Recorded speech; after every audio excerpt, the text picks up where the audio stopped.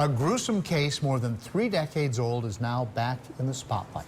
Jens Soering, a German national, was convicted of murdering his girlfriend's parents in Bedford County back in 1985. Now he's asking for Governor McAuliffe to absolute pardon.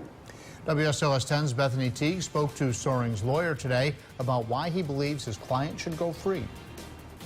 Jens Soering's attorney, Stephen Rosenfield, says his client is innocent and that new DNA evidence proves this.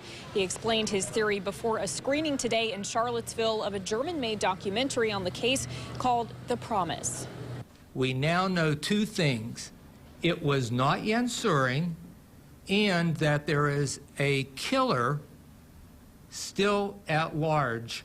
Stephen Rosenfield has made it his mission to prove Jens Soering's innocence 26 years after he was convicted of the brutal stabbing deaths of Derek and Nancy Haysom, the parents of his then-girlfriend Elizabeth. DNA scientist Shelley Ederle reports that Jens Soering was eliminated as a contributor of that type O blood. The DNA testing of crime scene blood samples happened in 2009. According to this report, Soering, who has blood type O, was not a match for the 2 samples tested. Many of the samples were no longer able to be tested, given that the murder happened in 1985. But the blood and DNA tests don't explain why Soering initially confessed to the murders. Rosenfield says he knows why. He wanted to protect Elizabeth. And now has expert testimony to back him up. If he was the killer, he would have known what Nancy Haysom was wearing. He got that wrong.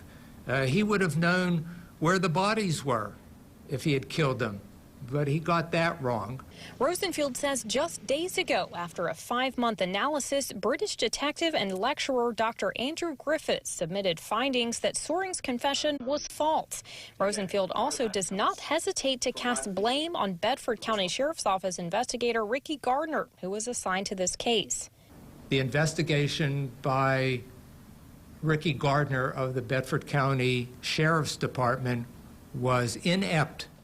Gardner put out a statement on Facebook Wednesday saying, in part, these results have been publicly known for several years. Based upon the totality of evidence that was presented in Soering's trial in June 1990, I remain confident that he perpetrated these heinous crimes.